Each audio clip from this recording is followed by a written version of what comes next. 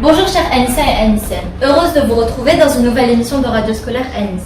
Aujourd'hui, nous avons l'honneur d'accueillir une invitée très spéciale, Madame Aziza Laïlouni. Merci de m'avoir invitée. J'attends vos questions. Donc, Madame Laïlouni, est-ce que vous pouvez nous parler de votre parcours professionnel? Eh bien, c'est un long parcours qui a débuté en 2007 à la radio, à 2M, et dans lequel j'ai fait plusieurs étapes. Je suis passée de la radio à la télé, de thèmes des thèmes qui concernent la famille à d'autres thèmes qui sont beaucoup plus grands, qui intéressent toute la société. Et voilà, c'est un parcours dont j'ai parlé tout à l'heure, où il y a beaucoup de bonnes choses, mais aussi beaucoup de défis que j'ai pu relever jusqu'au jour d'aujourd'hui. Merci, madame. Bref. Avez-vous des conseils pour tous les gens qui nous regardent, qui souhaitent devenir des journalistes? Eh bien, c'est un très très bon métier. C'est un métier qu'il faut choisir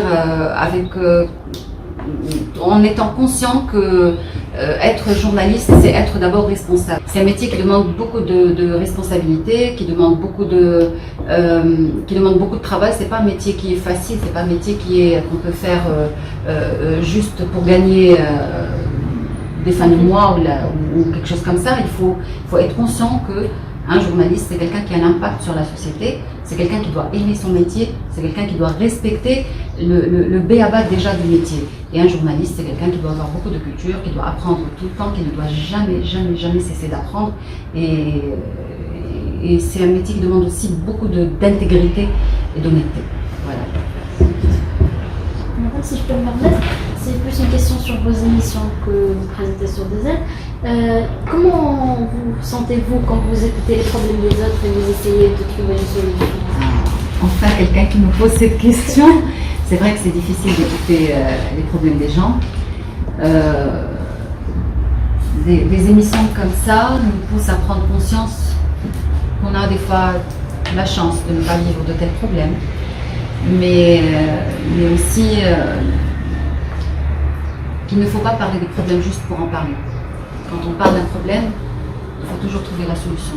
Et c'est ce que nous essayons de faire à travers ces émissions, c'est pour prouver aux gens et montrer aux gens qu'il y a une solution à tout problème et qu'il faut toujours chercher à les dépasser et à y réfléchir ensemble. Des fois, quand on expose un problème aux gens, ce n'est pas juste pour en parler ou là pour dire que de telles choses existent dans notre pays ou quelque chose comme ça. Non, c'est pour nous pousser tous à réfléchir sur ce problème, à prendre conscience que des problèmes comme ça existent et à prendre conscience aussi que des solutions existent. Donc voilà, c'est le but. Et quant à moi, j'essaie de me préserver, de changer un petit peu d'air après les émissions. J'essaie de faire la part des choses. Le travail, c'est le travail et après j'ai ma vie à côté. Donc quand je rentre chez moi, j'essaie c'est pas d'oublier, mais de vivre autrement que quand j'étais dans l'émission. Voilà. Pourquoi avoir choisi d'améliorer l'image de la femme, mais pas un autre sujet que ça? C'est-à-dire? Pourquoi ce sujet C'est pas un sujet, ça fait partie de ce que je fais d'habitude. Améliorer l'image de la femme, c'est un peu notre devoir à nous tous. Ça n'a rien à voir avec le métier lui-même que j'exerce, mais quel que soit le métier qu'on a choisi, il faut toujours chercher à améliorer l'image de la femme, mais à améliorer l'image de l'humain. Moi, je suis plus pour l'humain. Encore, on travaille sur la femme parce que moi, c'est des sujets sur lesquels j'ai beaucoup travaillé. C'est que je sens qu'il y a un besoin que dans notre pays, l'image de la femme n'avait pas la valeur qu'elle a aujourd'hui, avant. Mais là, plus on avance, plus on évolue et plus l'image de la femme revient à ce qu'elle doit être au départ.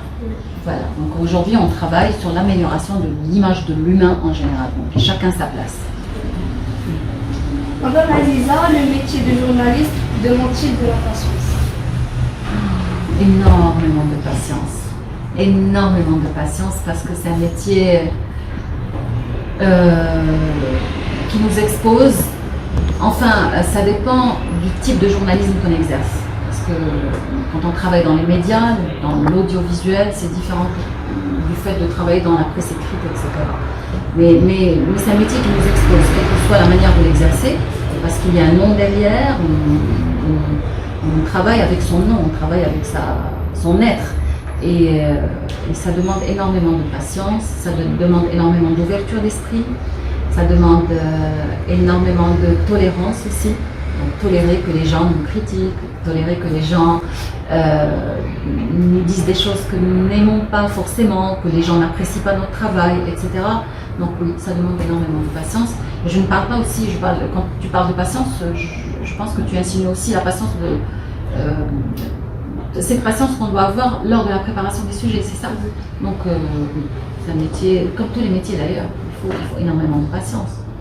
Yacine. Êtes-vous contente de votre place au sein du journalisme aujourd'hui? Je ne sais pas si j'ai déjà une place, en fait je ne me pose jamais la question. Tu sais Yacine, des fois quand on fait un travail, on ne cherche pas la réussite dans ce domaine-là, dans ce métier. Mais la réussite n'est que le résultat de tout le travail qu'on a fait. Tu vois?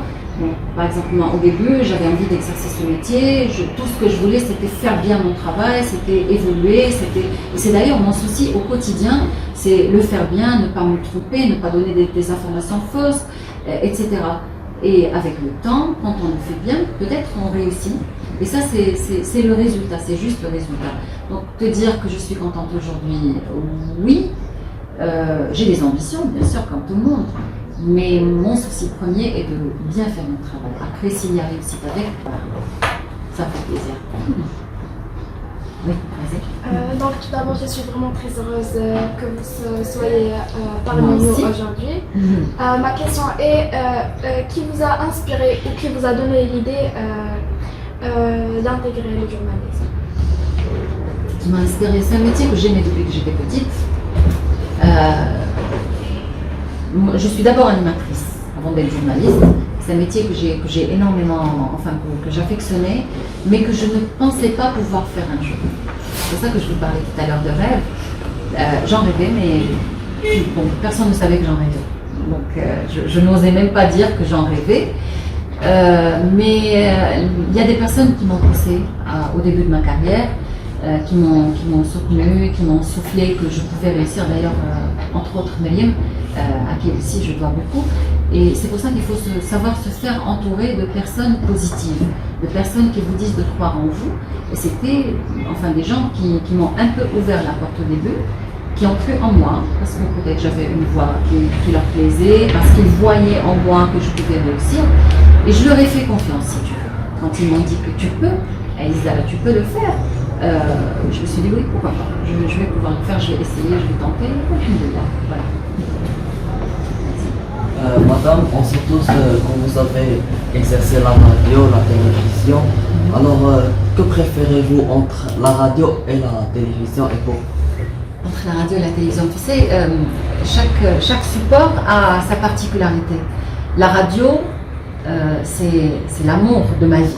La radio, c'est quelque chose que j'aime beaucoup, dont je ne peux pas me passer. Mais la radio, elle demande plus de patience et plus de temps pour la notoriété. La télé, elle te donne la notoriété beaucoup plus rapidement. Et la télé, c'est une autre pratique, c'est un autre exercice où le physique est important. Il faut faire attention à ses gestes, il faut faire attention au physique en général, parce qu'on voit la personne, mais physiquement, ça demande un petit peu plus d'effort dans ce sens, mais la radio, elle nous donne beaucoup plus de liberté à s'exprimer, à être comme on est, à être authentique. Des fois, on a l'impression qu'on chuchote dans l'oreille des gens, à être plus convaincant, etc. Donc, je ne peux pas te dire que je préfère la radio ou là je préfère la télé. Je pense que j'ai un penchant pour les deux. J'aime beaucoup les deux, ça met sur un pied d'égalité. Il n'y a pas de différence. Qu'est-ce qui fait qu'un journaliste est un bon journaliste? Un journaliste est un bon journaliste, comme un médecin est un bon médecin, comme un professeur est un bon professeur. C'est la passion, c'est d'abord que cette personne sache pourquoi elle exerce ce métier. Et quand on se lève le matin, on se dit pourquoi je fais ça. Et si la réponse nous plaît toujours, on est un bon journaliste. Si la réponse nous plaît toujours, on est un bon médecin. Le jour où on ne trouve pas de réponse, il faut savoir prendre du recul. D'accord? Comme tous les métiers, il y a des valeurs. il y a des valeurs à respecter. Par exemple, dans le journalisme, il y a certaines règles qu'il ne faut pas oublier, qui sont la neutralité. Un journaliste, c'est quelqu'un de neutre. Un journaliste, c'est quelqu'un qui cherche à montrer la vérité.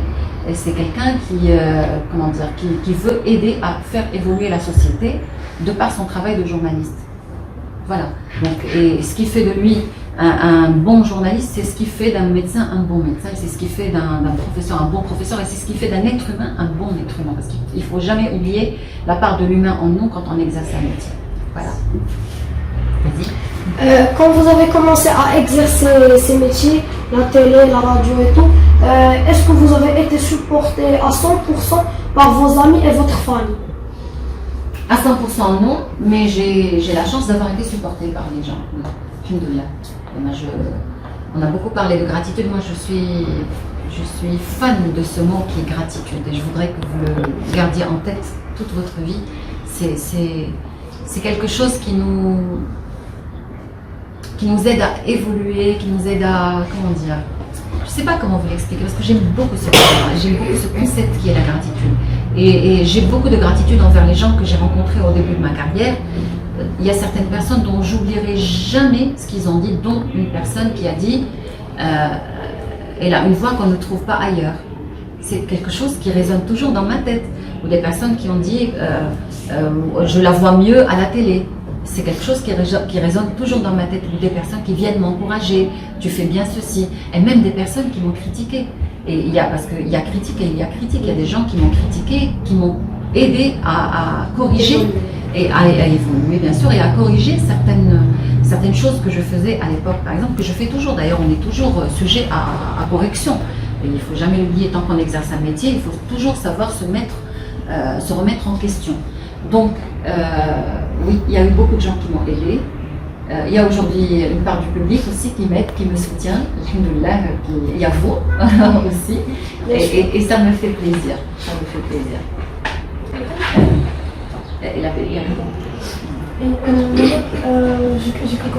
J'ai cru comprendre que vous avez fait des études de beaux-arts. Entre autres. Oui. Qu'est-ce qui vous a apporté les beaux-arts pour intégrer le monde des médias? Avant de faire des études de beaux-arts, j'ai fait des études de français. droit.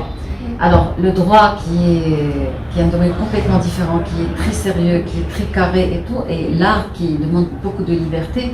Donc, je pense que j'ai eu la chance de combiner entre ces deux domaines à une époque où c'était un peu rare et difficile d'aller du complètement statique vers quelque chose qui pétille. Ça m'a beaucoup aidé, ça m'a donné beaucoup de choses, ça m'a donné beaucoup d'informations, ça m'a donné aussi beaucoup de liberté intérieure. Voilà, mais ça ne se limite pas à ça, c'était à la première étape de ma vie. Mais après, j'ai pu combiner par beaucoup de formations, et on ne finit jamais d'apprendre. Pourquoi avez-vous choisi de changer d'orientation depuis le droit à l'art? Parce que j'ai fait des études de droit pour mes parents. Ah. C'est eux qui voulaient que je fasse. Alors moi, j'aimais l'art beaucoup. D'ailleurs, jusqu'au jour d'aujourd'hui, je dessine, je fais de la peinture, c'est ma petite part de liberté. Et ça m'a ouvert les portes vers le monde des médias. Heureusement que j'ai fait ça. Et après, entre autres le forum, mais aussi à l'école où j'étais, où il y avait, je pense à l'époque, le directeur qui avait accès au monde des médias. Donc comme vous, quand j'avais un petit peu plus âgé que vous, j'ai vu des animateurs télé, des journalistes et tout, et ça m'a donné envie d'intégrer. Puis on a passé des stages, etc. Et ça m'a ouvert les portes. Mais après, il ne faut jamais s'arrêter là. Donc j'ai touché à plusieurs domaines, entre autres la psychologie, le journalisme bien entendu, et c'est très important. Voilà, il ne faut jamais arrêter d'apprendre. Il ne faut jamais arrêter d'apprendre. Il y a des parents qui obligent leur enfant qui ont déjà tracé le chemin des enfants. Oui. Comment essayer de convaincre ces parents à laisser leur enfant faire leurs rêves? Écoute, moi aussi j'ai vécu la même chose, je ne sais pas comment te répondre. Ils ont tracé, oui, mais moi je connais beaucoup de gens d'ailleurs, même maintenant, qui ont fait une carrière, qui ont fait des études et qui ont changé une fois qu'ils ont eu leur diplôme, qui ont donné le diplôme à leurs parents. C'est des choses qui arrivent. Mais je pense qu'aujourd'hui, les parents, sont conscients que les choix, ils sont importants. Moi d'ailleurs, c'est ce que je fais avec mes enfants. Je leur dis, quel que soit le choix que vous faites, juste assumez-le. Il faut assumer et choisissez quelque chose que vous aimez. De la part d'amour, les parents d'Yanna, à l'époque d'Yanna, aimer ce qu'on fait, et ça, c'est pas méchant. Les parents, quand ils tracent le chemin des enfants, c'est juste par crainte et par amour, bien entendu, parce qu'ils veulent quelque chose de sûr pour leurs enfants. Mais il faut toujours essayer de les convaincre, il faut toujours trouver un moyen pour faire ce qu'on aime. Je pense qu'on peut y arriver. Il y a quelque chose. Madame, comment vous avez fait parce que vous avez dit que vos parents, ils voulaient que vous fassiez des études de droit. Quand vous leur avez dit que vous alliez changer de filière, est-ce qu'ils l'ont bien pris ou... Au début, non. Alors moi, j'ai intégré la faculté une première année, la première année, et j'ai passé le concours à l'école des Beaux-Arts. J'ai été la première au concours. Ils ne m'ont pas laissé continuer. Je suis retournée à la fac, deuxième année, troisième année, à 12, le concours à l'école des Beaux-Arts, je l'ai passé comme ça, je me suis dit, ils ne vont pas m'accepter. Je suis passée encore première fois au concours. Et là, j'ai enchaîné et la faculté et l'école des Beaux-Arts en même temps. Les deux en même temps. Après, l'école des Beaux-Arts parce que la faculté c'était inscrite. Et en fait, quand ils ont vu que j'étais plus épanouie à l'école des Beaux-Arts, que j'étais plus heureuse, plus contente et qu'on faisait des activités et que ça ouvrait d'autres comme le monde des médias, le monde de la publicité et tout, ils ont commencé à accepter. Donc voilà. Si vos enfants choisissent de marcher dans vos pas et eux aussi de faire du journaliste, est-ce que vous allez les encourager? Bien entendu, c'est un très très bon métier. Voilà, si l'un de mes enfants choisit de le faire, moi je pensais que ma fille, elle voulait le faire parce qu'elle écrit très très bien. Je vois qu'elle a une vision surtout. Et j'aime beaucoup ça en elle, mais je me dis que peut-être un jour elle va le devenir. Alors un journaliste, on peut devenir peut-être journaliste à n'importe quel âge. Il y a quelque chose que je ne vous ai pas dit tout à l'heure, que quels que soient les choix que vous faites après le bac, allez-y, faites ces choix. Mais il n'est jamais trop tard pour changer pour faire autre chose. Il y a beaucoup de gens qui ont fait des premiers choix. Ils n'étaient pas contents, ils n'étaient pas heureux. Ils changent carrément de carrière et ils réussissent. Donc la porte, elle est toujours ouverte. Il faut toujours se mettre ça dans la tête. Et aujourd'hui, tout est possible. Tout est possible. Merci beaucoup d'avoir répondu à nos questions. Nous espérons vous revoir très prochainement. Et merci à vous, chers téléspectateurs, pour avoir regardé cette émission. Et nous espérons vous revoir très prochainement. Merci beaucoup. Bravo.